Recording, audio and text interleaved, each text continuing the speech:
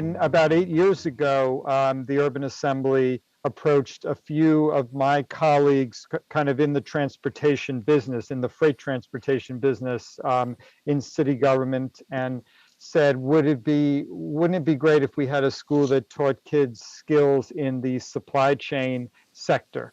And so a bunch of us got together and we helped put together a curriculum. Part of the commitment to these kinds of schools is creating a partnership board that keeps the curriculum relevant, and so that the kids can either graduate, go to college, or go right into a job or career right out of high school.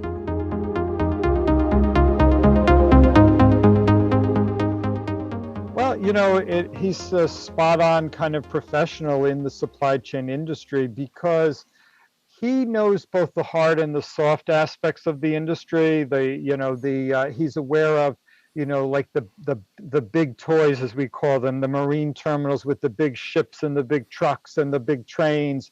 But he also understands, like the freight brokerage and the putting together of, the total supply chain for a product. So in that way, I think Sandy was uniquely positioned. Of giving us all of that perspective, so that it would help the teachers really teach what is modern supply chain.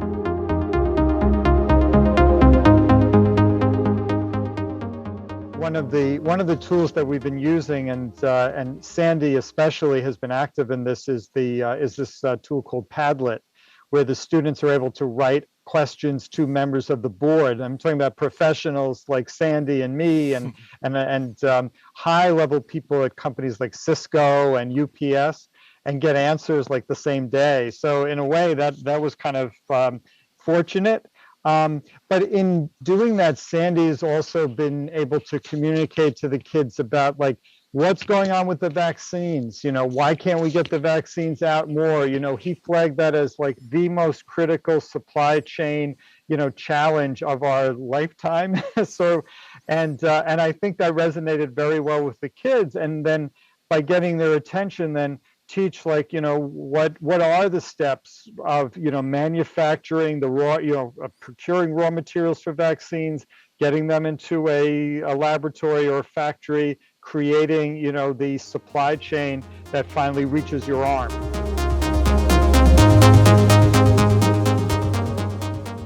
You have to know how to talk to young adults, and not necessarily in their language, but to be patient, to listen to them, and to be able to, be a pedagogue. And I think that's, and I know that's in Sandy's background, and it's something he does really well, and the students really respond to him.